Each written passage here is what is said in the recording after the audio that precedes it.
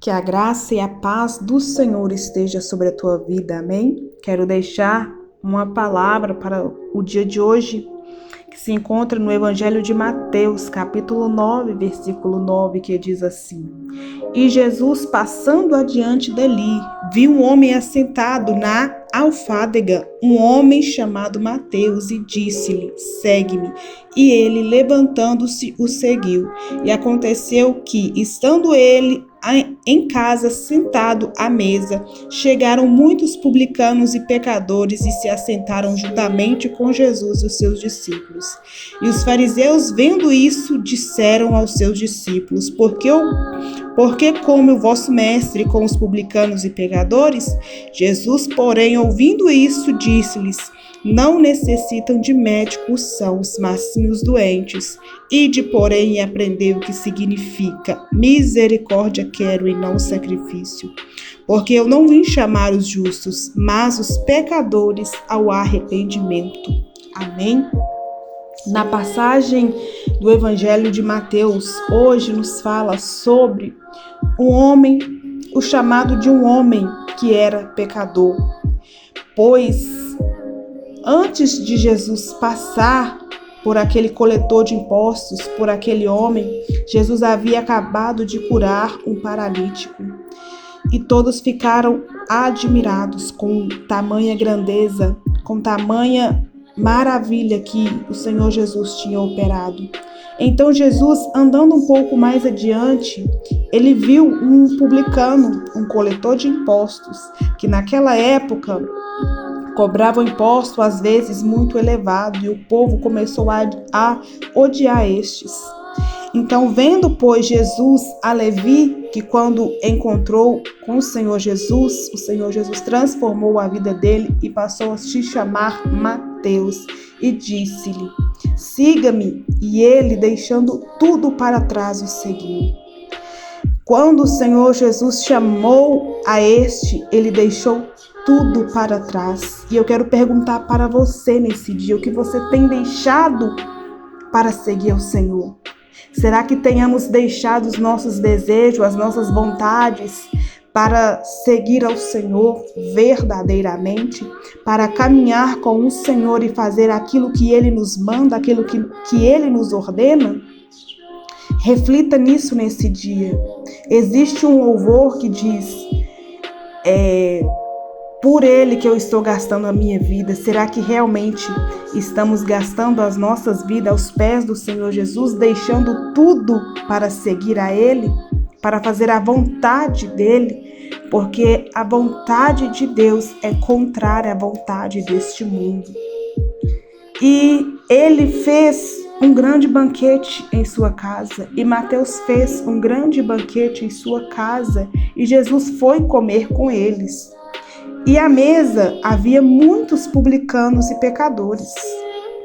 E juntamente com os escribas, os mestres da lei, os doutores da lei, estavam os fariseus e murmuravam contra os discípulos. Porque o mestre de vocês comem com os publicanos e com os pecadores?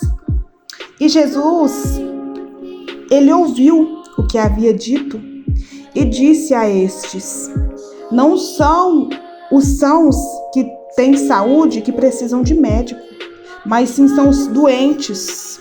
São os doentes que precisam de um medicamento, de um tratamento. Então o Senhor Jesus, ele vendo essa situação, disse: São os doentes que precisam de médico.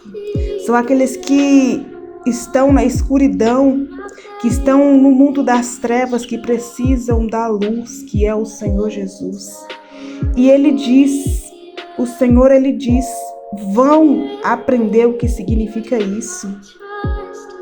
Porque por mais estudos, por mais que eles tinham estudos, que estudavam muito, eles não conseguiam entender, não conseguiam compreender quão grande é o amor do Pai. Pois o Pai deu o seu Filho, ele deu um Filho unigênito para vir a essa terra, para proclamar o Evangelho e para trazer a salvação e a libertação. E nos diz: desejo misericórdia, porque o Pai se compadece do Filho e não quer que ele se perca.